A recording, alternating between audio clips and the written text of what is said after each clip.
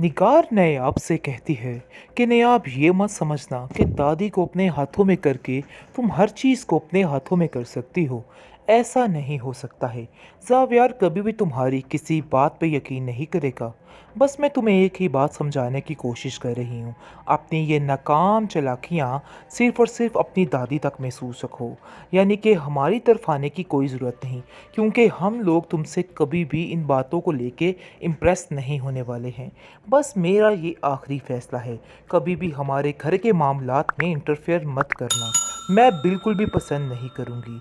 अपने दिमाग को दुरुस्त करने की कोशिश करो, क्योंकि इस तरीके से खुद भी जलील होती हो और दूसरों को भी सबके सामने जलील कराती हो। मज़ीद कोई भी बदतमीज़ी मैं तुम्हारी ये बर्दाश्त नहीं करूँगी। तुम्हारी ही वजह से आज मेरी बेटी के साथ ये सलूक हुआ है और ये चीज़ बिल्कुल नाकाबिले बर्दाश्त है। और ये बात याद रखना, आज तो मैंने तुम्हें माफ़ कर दिया, लेकिन आइंदा से अगर तुम कभी सामने आई, अगर कोई जेवी को देखने के लिए आए, तो मेरे से बुरा कोई भी नहीं होगा। बस मैं तुम्हें यही बात समझाना चाहती हूँ कि अपने तौर तरीके अपने तक रखो और दूसरों के सामने इस तरीके से अच्छी बनने की कोशिश मत किया करो। और ये कोशिश तुम्हारी बिल्कुल बेकार है और इन सब चीज़ों से तुम्हें कुछ भी हासिल नहीं होने वाला है। जिस पर आप देखिए, क्योंकि निगार को कहती है कि मैं किसी बुरी नीयत से उन लोगों के सामने नहीं आई थी और ना ही मैंने ऐसा कुछ किया है। आप बिला वजह मुझ पर शक कर रही हैं और ब्लेम कर रही हैं। देखिए, ऐसा कुछ भी नहीं है। जिस पर वो कहती है कि मैं बड़े अच्छे तरीके से जानती हूँ कि तुम क्या सोच रही हो, लेकिन ये सोच तुम्हारे तक ही महदूद रहनी चाहिए। हमारे ऊपर अपनी सोच को मुसल्लत करने की कोई भी ज़रूरत नहीं है। बस ये मेरा आखिरी फ़ैसला है, आइंदा से तुम कभी भी हमारे मेहमानों के सामने नहीं आओगी। और ये बात अपने जहन में रखना, चाहे तुम्हें दादी बोले या कोई भी बोले, हमें किसी से कोई भी लेना देना नहीं है। देगी। लेकिन नहीं, इन लोगों ने ठेका उठा रखा है तुम्हें जलील करवाने का। तुम्हें तो समझ ही नहीं आ रही। अरे तुम नादान मासूम, तुम्हें क्या खबर कि ये लोग तुम्हारे साथ क्या क्या करना चाह रहे हैं। लेकिन मैं बड़े अच्छे तरीके से जान चुकी हूँ कि ये लोग क्या चाहते हैं। लेकिन इनकी मैं किसी चाल में इनको कामयाब नहीं होने दूंगी।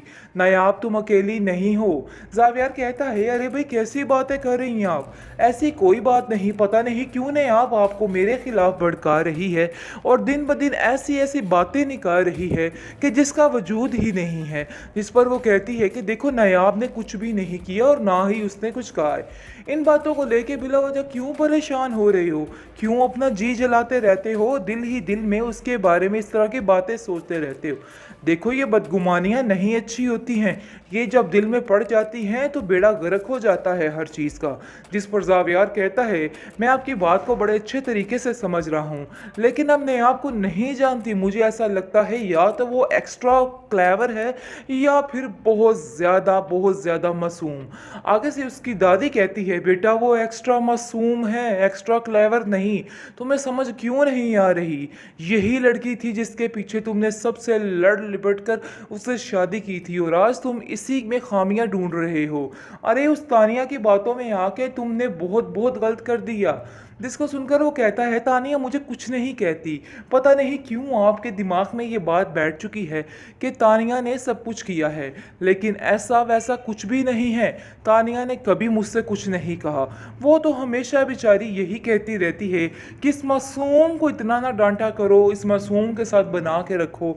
उसने तो कभी ऐसा वैसा कुछ नहीं कहा, लेकिन ये सारी बातें तो आपसे कहने पर हमें मिल रही हैं। जिस पर दादी कहती है, मेरी तो दुआ है कि तुम्हारी अक्ल ठिकाने रहे और तुम ठीक रहो। वैसे जावियार जो नज़र आता था वो है नहीं। बेहतरीन ड्रामा सीरियल दिल नादान की इस एपिसोड में आप देखेंगे कि आप किस तरीके से शक किया जा रहा है नया पर और ऐसा ऐसा शक डाला जा रहा है जावियार के दिल में कि अब जावियार भी हैरान हो रहा है, क्योंकि अभी तो वो इस बातों को नोट नहीं कर रहा और कह रहा है कि हाँ, वाकई में जुनैद की और नायाब की आदतें बहुत मिलती हैं, जिसकी वजह से दोनों के दरमियान काफ़ी अंडरस्टैंडिंग है। डेट्स इट, इसके अलावा कुछ भी नहीं। लेकिन तानिया ऐसा कोई अपना जादू भी खेलने वाली है और ऐसी ऐसी बातें उसके दिमाग में डालने वाली है कि वो खुद हैरान हो जाएगा और उस बेचारी का घर बर्बाद करके रहेगी ये। लेकिन ये सोच नहीं रही कि ये सिर्फ और सिर्फ जुनैद को इस्तेमाल कर रही है, इसके अलावा और कुछ भी नहीं है। खैर, अब देखेंगे कि नायाब कहती है कि आजकल आप बहुत ज़्यादा शक करने पर मजबूर हो रहे हैं मेरे पर। आखिर ऐसी क्या वजह है, क्या कर दिया है मैंने? मुझे तो समझ ही नहीं आ रहा कि मैं अच्छी बनूं फिर भी बुरी, बुरी बनूं फिर भी बुरी। तो आखिर मसला क्या है आप लोगों के साथ? आपके घर वाले मुझे क्यों एक्सेप्ट नहीं कर रहे? लेकिन दादी को जब ये बातें पता चलती हैं कि उस पर इल्ज़ाम लगाया जा रहा है, तरह तरह की बातें की जा रही है, तो वह जावियार को साफ साफ कह देती है कि देखो जावियार, मैं हर चीज़ को बर्दाश्त करूंगी, लेकिन मेरी बेटी नायाब पर अगर तुम लोगों ने इल्ज़ामात लगाए, इस चीज़ की माफ़ी मैं आप लोगों को नहीं दूंगी। बस ये बात तो तय है और ये बात तो अटल है, अपने दिमागों को दुरुस्त कर लो, क्योंकि अब मैं आप लोगों को नहीं छोड़ने वाली। जिस पर आप देखेंगे कि नायाब कहती है कि दादी आप क्यों उलझती हैं मेरी वजह से, क्यों परेशान होती हैं? सब कुछ ठीक हो जाएगा, मैं इन सब लोगों को हैंडल कर लूँगी। मुझे एक बहुत बड़ा हुनर आता है, वो है सब्र का। जिस पर वो कहती है कि तुम्हें नहीं पता नायाब, एक दफ़ा यानी कि ये सब्र जो है वो भी टूट जाता है अगर ऐसे लोगों में आपका रहना हो जाए। तुम नहीं जानती निगार को कि ये औरत क्या चीज़ है। मुझे तो ये था कि ये तुम्हें अपनी ज़िंदगी में जीने देगी, लेकिन नहीं, इन लोगों ने ठेका उठा रखा है तुम्हें जलील करवाने का।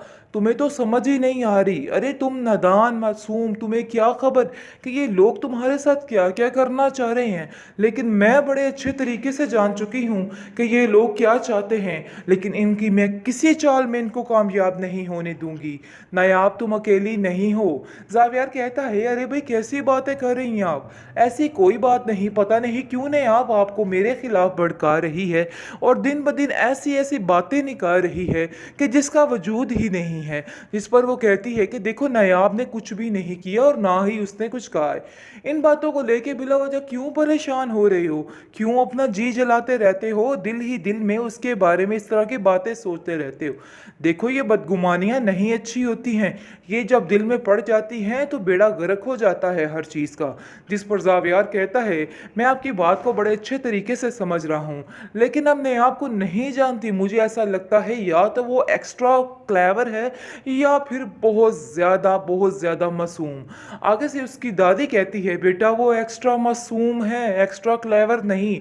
तुम्हें समझ क्यों नहीं आ रही?